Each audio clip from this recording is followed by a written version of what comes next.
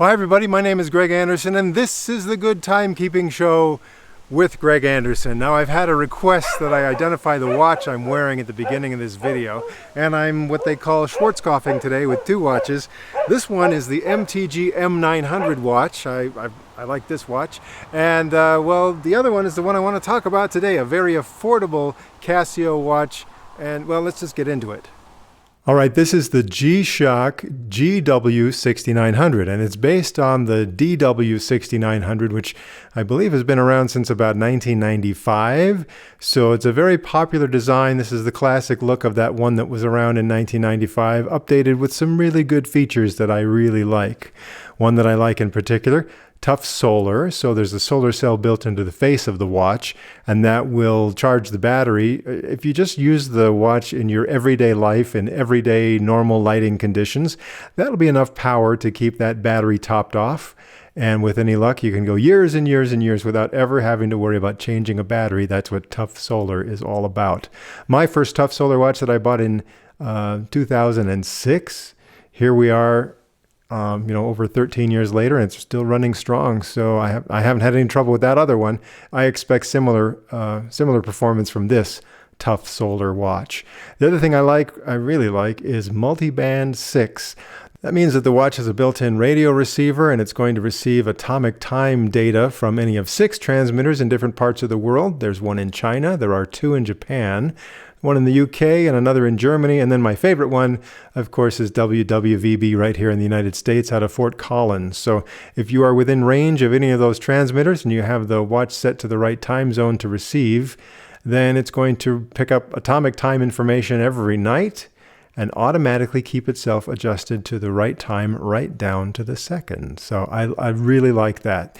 Now, if you look, the DW6900 doesn't have Multiband 6, and so then DW stands for digital watch, I take it. So GW, since this is a GW, I'm going to say that it stands for G Wow.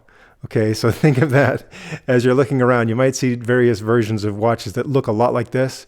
If it's a DW, then it probably doesn't have Multiband 6. But if you think, gee, wow, that's Greg saying, gee, wow, I really like Multiband 6. So if you see GW, there you go. All right, well, some people complain because a lot of the real estate here under the crystal is taken up by these dials here. And, just only about half or less of the whole space is for this digital readout. Some people don't like that, but you know what? It's a classic design. I think it's just fine. These dials do some interesting things. This one here is dedicated to the state of the battery. So if it's, right now it's at a high charge, and also the power save mode is activated. So that's what those two little slices of pie mean right there in that dial. If it were a medium or a low charge, then these other little slices of the pie would be visible. And this one here is just when it's an extremely low battery state, then that one means you got to charge. That's a charge indicator there, meaning please charge this, because as the battery state goes below medium, then you lose some of the functions of the watch. Actually, it's waiting to be charged up again. So, all right, that dial is dedicated to that. This one here is showing how the alarm settings are set up. And of course, this one here on the right side, it has 10 segments or 10 little slices of pie. And you can see that they just have a little animated, looks like a movement, as these seconds tick away. So in your regular timekeeping mode, that's what that little animated slice of pie is going to do. Now let me just show you all the main modes of this watch. First of all, here your standard timekeeping mode. And here you can see the 6-digit display, hours, minutes, seconds. There you've got the day of the week and the date. That's what you would normally see in timekeeping mode. But if you press this button here on the upper right side, you can actually show a different time zone. So in this case, it's UTC or Greenwich time. So there's my local time right here on the bottom line, but right there is another time zone that I've selected. So again, you can have those two times simultaneously or just the default date and time. The way you set your other time zone is get into the world time mode by pressing this mode button. So here you are in world time. This is where you can select, what what other time zone you want to display. If you push this button up here on the upper right, it's as though you're going westward on the map. And if you push the button on the lower right, it's as though you're going eastward on the map. Or if you're in the world time mode and you push these two buttons together, it'll just take you right back to UTC as your default there. So that's how you select which time zone you want to be for your world time. The next mode is the alarm mode, and this is somewhat standard for G-Shock watches. Right here you have 5 alarms. 4 of them are just normal alarms that go for 10 seconds every day if you've turned them on. And the 5th alarm is a snooze alarm. So the snooze alarm will go for 10 seconds, and then 5 minutes later it will go for 10 seconds again, and 5 minutes later it will go again, and it'll do this up to 7 times, meaning that the last time it goes is half an hour after the first time that it was set to go. So that's how the snooze alarm works.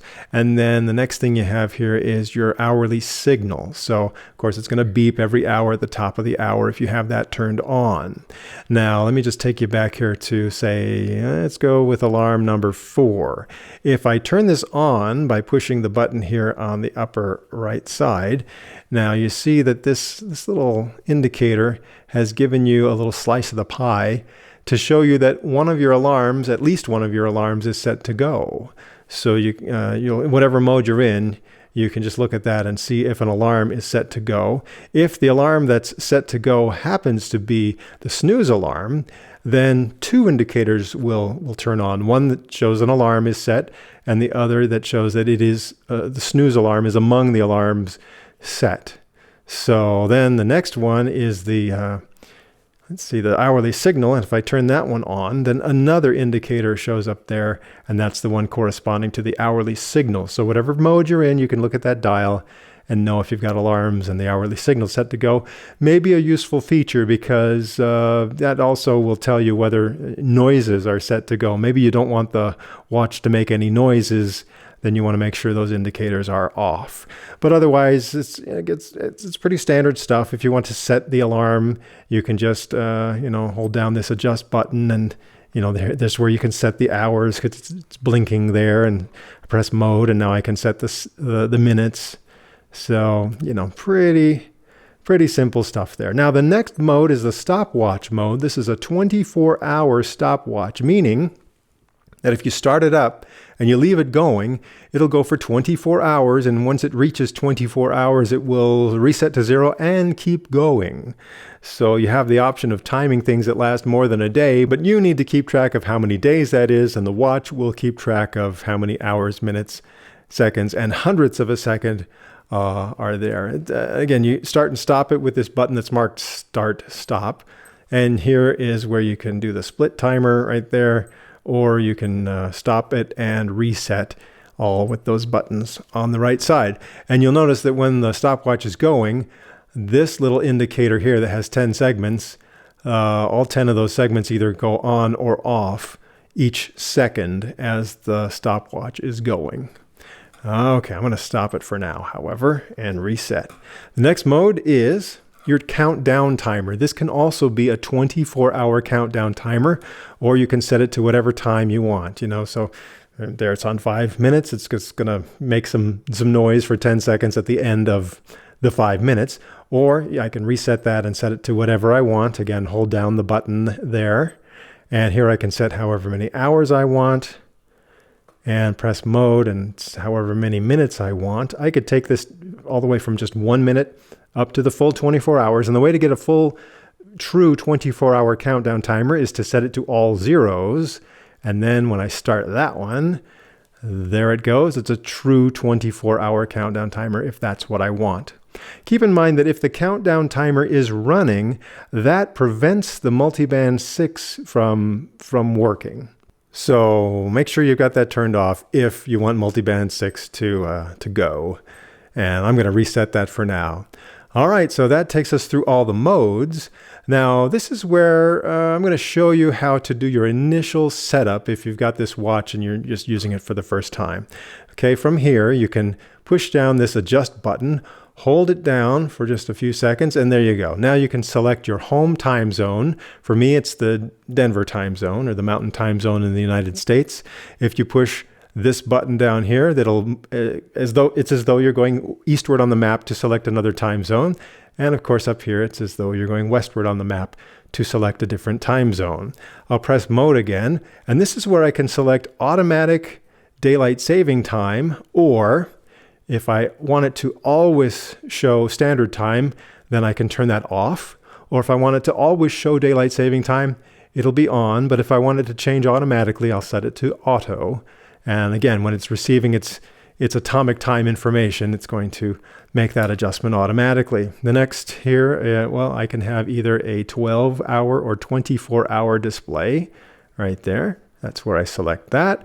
Next is, here's where I can manually set the time. So there's seconds, hours, minutes, the year, the month, and the day of the month. So those can be manually set if I want to.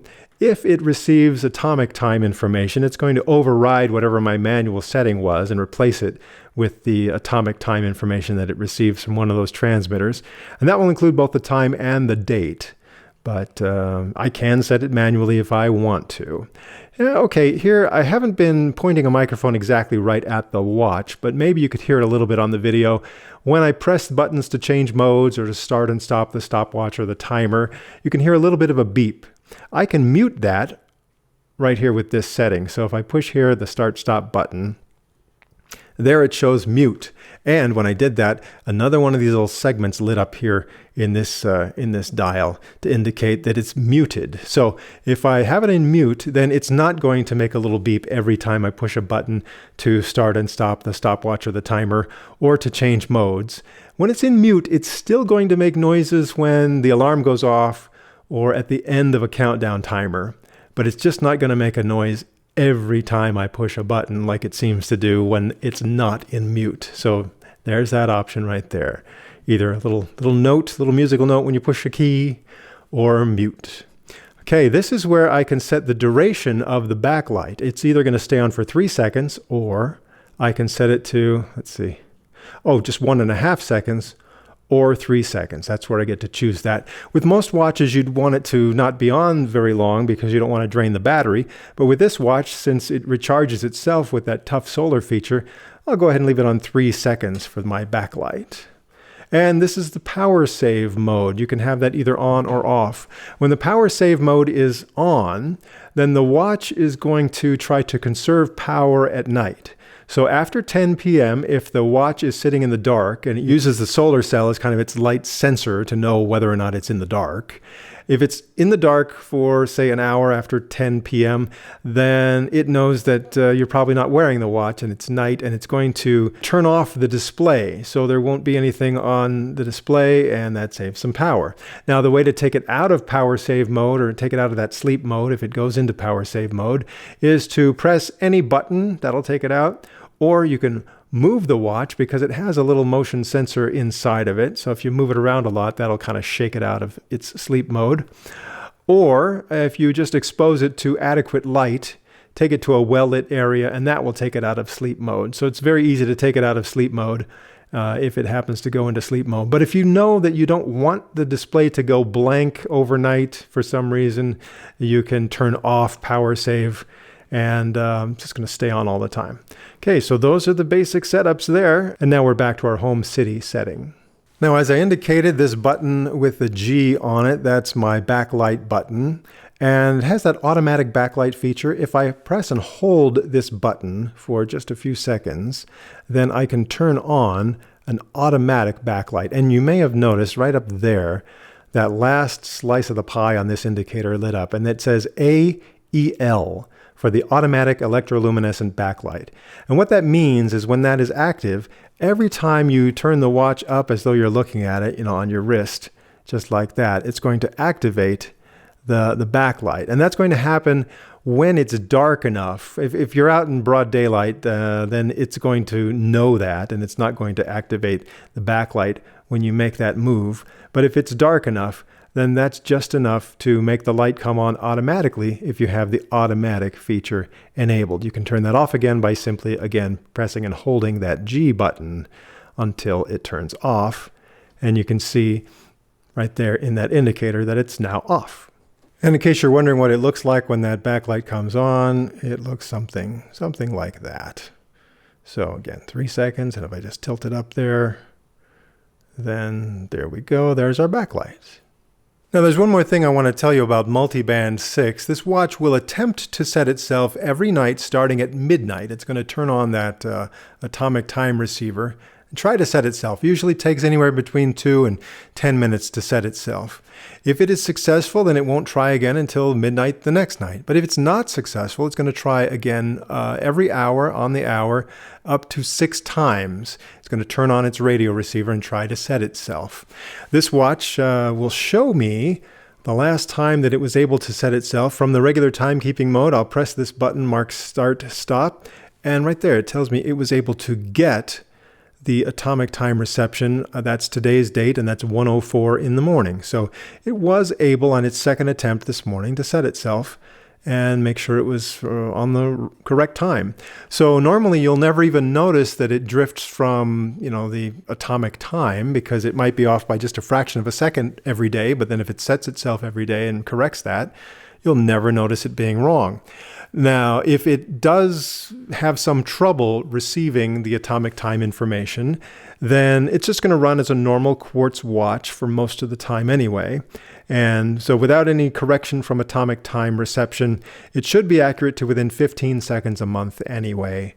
And so there you go. Now you can, if you don't want to wait for it to automatically set itself overnight, you can initiate a manual reception, and so all you have to do from here is press and hold this Start-Stop button down here. If I hold that down long enough, just for a few seconds, all right, then the RC shows up, showing that it's trying to receive right now. And okay, that's a level 1, L1, and that's not very good. It can go all the way up to L3, and for best reception, you'll probably want it to be able to maintain L3 for a few minutes.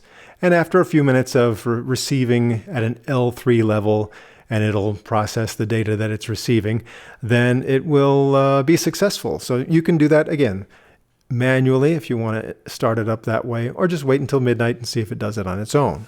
If the watch has been able to successfully receive atomic time data in the last 24 hours or so, usually right here you'll see RCVD will appear on the display. So if you see that, that's a quick way to know that the most recent time that it tried to receive, it was successful if you've got RCVD there. Also here, of course, you've got PM. If it's AM and you're in the 12-hour mode, it won't show AM, but it'll show PM in the 12-hour mode. And then right there, DST, showing that it's currently showing daylight saving time for this particular time zone. So that's everything you'll see on the display of the watch. So there you go. Of course, the GW6900 has been around for a long, long time. And in those years, all those years, there have been many, many different versions of it with different styles, different colors, reverse LCD, and of course the normal LCD. Lots of variations of the GW6900. And some adventurous people are actually taking parts from a GW6900 and putting them on their GW6900, maybe a different bezel or a different color watch band or different things like that they've done to it. I haven't gotten too experimental when it comes to that stuff, so I'll tell you that it's probably possible, but don't take my word for it, because I haven't fully explored the ways to customize a cool watch like this. I know it's been around for a long, long time. People love them. They're probably going to be around for a long time coming up. So it's a great entry-level watch, about $75 or less at this time as I'm recording this. Look around for deals and coupons, and you can probably get a really good deal even on a brand new one. So just think about that. Very affordable starter G-Shock watch. It's 200-meter water resistant, all the toughness you'd expect from a G-Shock watch. Plus I like this one, the GW version, because it's got tough solar and multiband 6, and those are nice features that I really like. And I'm not out of things to tell you, so we'll just get together again for yet another episode of the Good Timekeeping Show.